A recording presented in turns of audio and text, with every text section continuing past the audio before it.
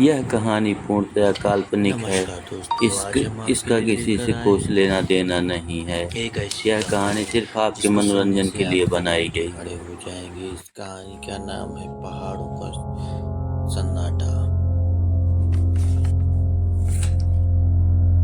तो चलिए पढ़ते हैं अपनी कहानी की ओर और शुरू करते हैं अपनी कहानी। मंजू एक डरपोक लड़की थी। उसे शहर की चहल पहल पसंद थी। इस बार उसे अपने नानी नाना के घर हिमाचल जाना पड़ा था। मंजू को वहां जाने का मन नहीं था क्योंकि उसे वहां अजीब सा लगता था। उसका उसके नाना नानी का घर लकड़ी का बना हुआ था जो बहुत छोटा और बहुत ही अच्छे तरीके से मजबूत बना था। नानी नाना के घर मंजू पहुंच गई। जैसे ही मंजू दरवाजे में पहुंची, एक बिल्ली की आवाज सुनाई पड़ी। उस आवाज को सुनकर मंजू डर गई। मंजू से उसके नानी नाना ने कहा कि बेटा ये कुछ नहीं है, ये तो ऐसे आवाजें आती रहती है यहाँ पे। मंजू ने कहा ठीक है, लेकिन मंजू को वहाँ सब कुछ ठीक नहीं लग रहा था। मंजू को वहाँ सन्नाटा सा लगता था, बहुत असहज महसूस करती थी। दिन में तो पहाड़ों का नज़ारा बहुत ही मनमोहक लगता था, पर शाम ढलते ही पेड़ों की काली परछाइयाँ लंबी होती जाती थी और कोई अदृश्य भयानक जीव उन्हें घूर रहा हो, ऐसा लगता था मंजू ने कई बार अपनी नानी से इस बारे में पूछा, लेकिन नानी ने इसका ठीक ठाक जवाब न देके कहा कि चलो बेटा, अब खाना खाने का समय हो गया, चलो खाते हैं। यह करके उसकी नानी बात टाल देती थी। एक रात बिजली चली गई। वह रात अमावस्या की थी। मंजू घर पे अकेले डर रही थी। मंजू घर पे अकेले डर रही थी। रात के समय अजीब सी आवाज आने लगी। नानी नाना के कमरे से हल्की हल्की रोने की, गिड़गिड़ाने की आवाज आ रही थी कि प्लीज मुझे छोड़ दो, मुझे छोड़ दो, मुझे मत मारो, भी बहुत काम है, प्लीज। लेकिन वो भयानक आवाज कह रही थी, अब मैं तुम्हें नहीं छोड़ सकता, तुम्हारा समय पूरा हो गया है। आज मैं यहाँ आई हूँ तो तुम्हें लेकर जाऊंगी। एक हल्की रोने की आवाज मंजू ने हिम्मत करके उनके कमरे के दरवाजे के पास पहुंच गई। देखा तो कमरे का दरवाजा खुला हुआ था। कमरे का दरवाजा खुला हुआ था। मंजू ने दरवाजे से झांक के देखा तो दीवार पे खूनी पंजे उभरे हुए थे।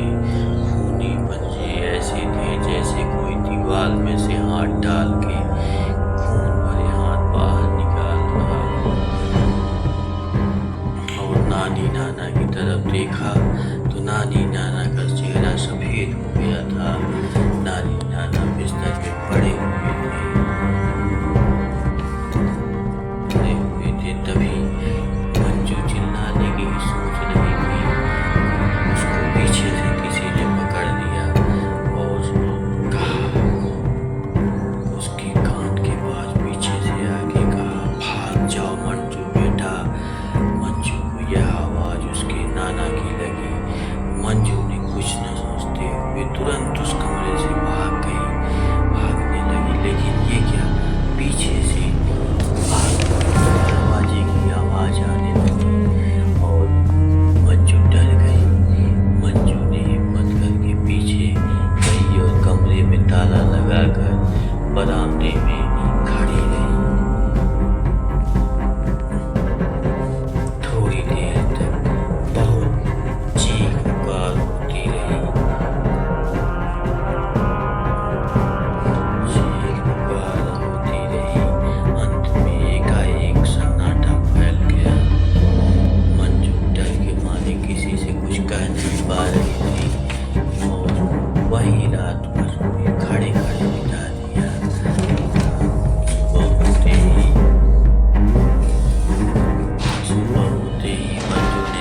गांव वालों को बुलाया तो गांव वालों ने उससे बताया कि यहाँ एक डायन रहती थी। गांव वालों ने कमरे का दरवाजा खोला तो देखा उसके नानी नाना मरे हुए पड़े हुए थे। गांव वालों ने बताया कि पहाड़ों में एक डायन रहती थी। वह डायन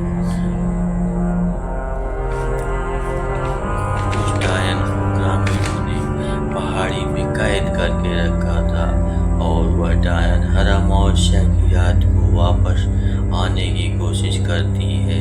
उसकी चीख पहाड़ों के आसपास गूंजती है। आज भी जब वो आती है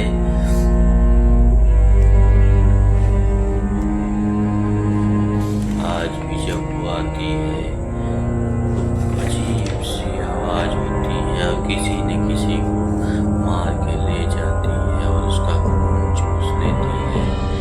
हो न हो तुम्हारे नानी नाना को उस डायन ने ही मारा है। मंजू शहर से तो वापस चली आई, लेकिन इस घटना ने मंजू के दिलो दिमाग में बहुत बुरा असर डाला था। मंजू हमेशा डरी सहमी रहती थी। उसे हमेशा वहाँ के नाना नानी के कमरे की याद आती थी। उस आत्मा को उसने देखा था। फिर रात में वो एकाएक चौंक के उठ जाती थी। फिर एक बहुत बड़े पंडित जी को बुलाया गया। पंडित जी ने पूजा पाठ करवाया और पूजा पाठ करवा के उसके गले में एक लॉकेट दिया और कहा कि इस लॉकेट को जब तक तुम पहने रहोगी तुम्हारे पास कोई भी बुरी शक्तियाँ नहीं आएगी और तुम्हारी रक्षा होगी। आज से तुम्हें कोई बुरे सपने नहीं आए। उस दिन के बाद मंजू कोई भी बुरे सपने नहीं आए। मंजू तब से एकदम ठीक हो गई। नमस्कार दोस्तों, आपको ये कहानी कैसी लगी? अगर आपको ये कहानी अच्छी लगी हो